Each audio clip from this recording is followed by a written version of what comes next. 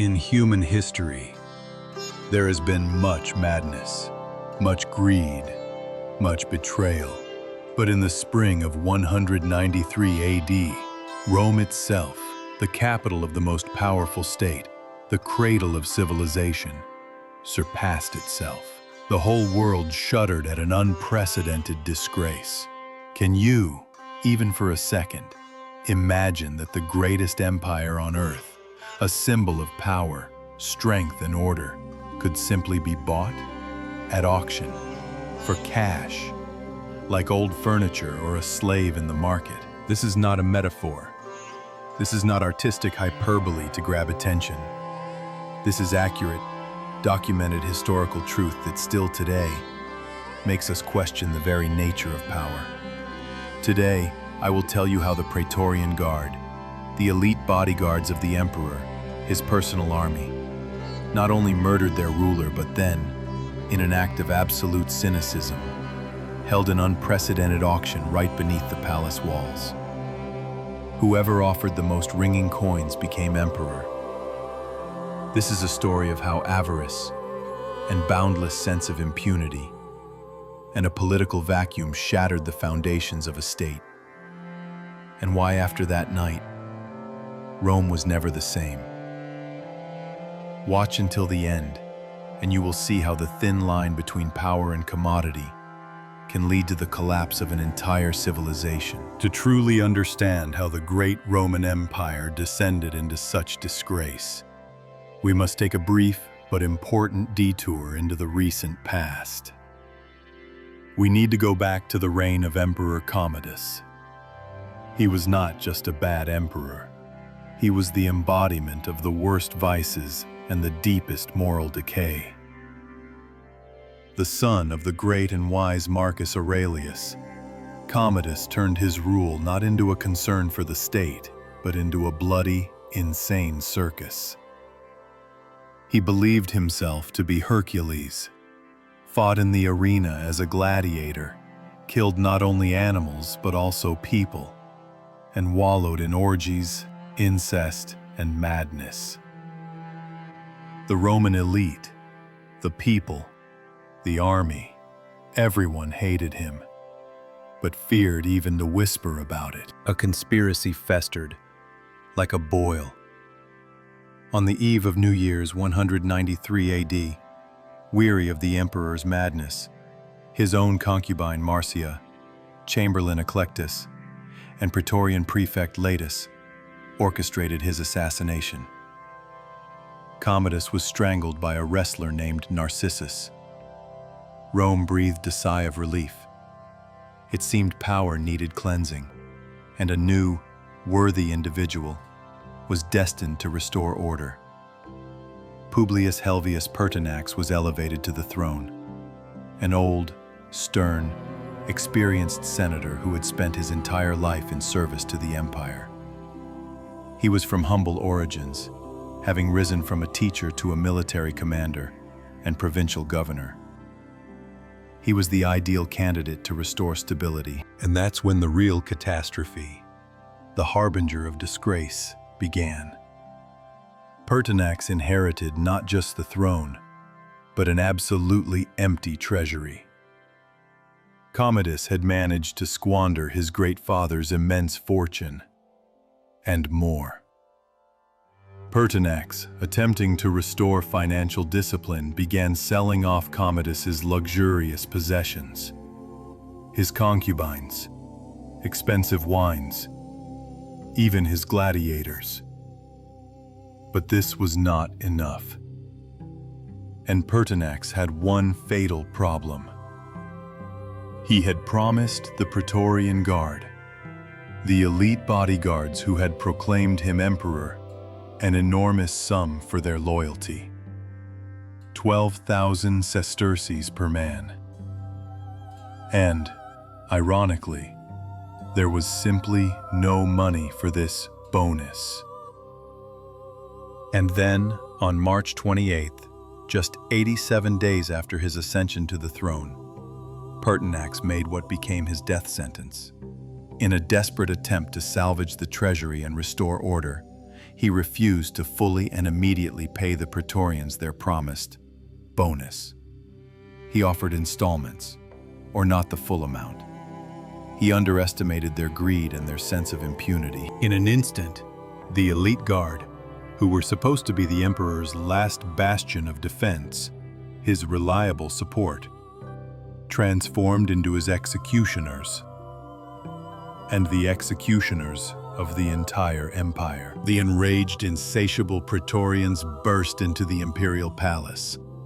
Pertinax, possessing true courage, faced them utterly unguarded. He tried to appeal to their conscience, to their oath, to their duty to Rome. He spoke to them, trying to persuade them to return to order. But his words were drowned out by their greedy shouts. Their loyalty was worth exactly what they were paid, and when the payments stopped, loyalty vanished. One soldier named Tausius hurled a spear. Pertinax fell. After 87 days in power, the reformist emperor was dead. His head was impaled on a spear and paraded through the streets. So, the throne was vacant. The treasury was empty. And the guards still needed money. And then, one of them, perhaps Commander Letus, the same one involved in Commodus's assassination, conceived an idea that shocked even seasoned Romans accustomed to everything. If an emperor is merely a commodity that can be killed, why not sell the throne to the highest bidder? Thus, right at the gates of the Praetorian barracks, began history's first auction for the empire. Two of Rome's wealthiest, most ambitious men immediately responded to this unprecedented and brazen challenge. 1. Titus Flavius Claudius Sulpicianus, father-in-law of the murdered Pertinax and the prefect of Rome. He was already at the barracks attempting to negotiate with the Praetorians, trying to save his own life and perhaps seize the throne.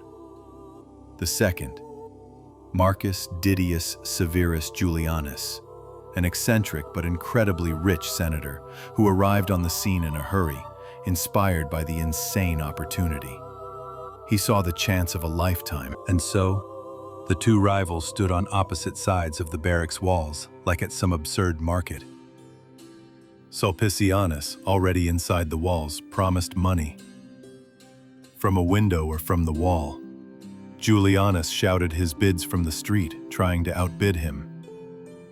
It was a surreal, disgusting spectacle. One would shout 20,000 sesterces per soldier. The other would immediately, without hesitation, counter with 22,000. The price for the throne of the world's most powerful empire rose with every minute. The empire. A symbol of greatness, strength, justice, and eternity. It was being sold like a sack of grain or a slave. The Praetorians, instead of serving Rome, turned it into a cash cow, and the throne into a lottery ticket. And then, when the bidding seemed to be at a stalemate, Didius Julianus made his final, insane, yet decisive bid. 25,000 sesterces for each Praetorian. At that time, there were about 25,000 soldiers in the guard, which meant a total of 625 million sesterces, an astronomical, unbearable sum. Sulpicianus was broken. He could not offer more. His wealth, even including his murdered son-in-law's fortune, was insufficient. The gates swung open. The Praetorians cheered. Didius Julianus was proclaimed Emperor of Rome. He had just bought himself the throne. He had won the lottery, staking all his wealth. But at what cost? And how long could this absurd purchase last? But Rome did not accept such an emperor.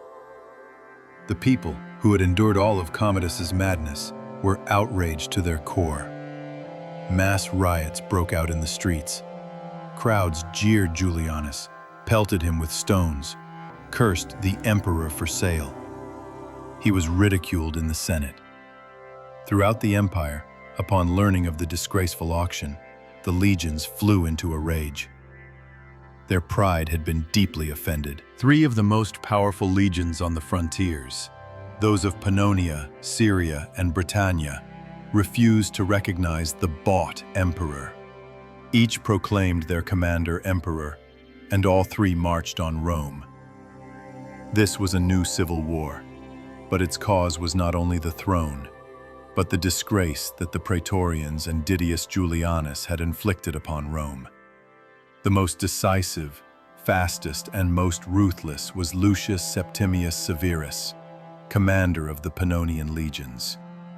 He began a swift march on the capital. Didius Julianus tried to negotiate with Severus, offering him co-rule. He even attempted to fortify Rome against Severus, but no one would defend him. It was too late. The Praetorians, realizing they had lost and seeing Severus's approaching legions, utterly betrayed Julianus, trying to curry favor with the new, true emperor.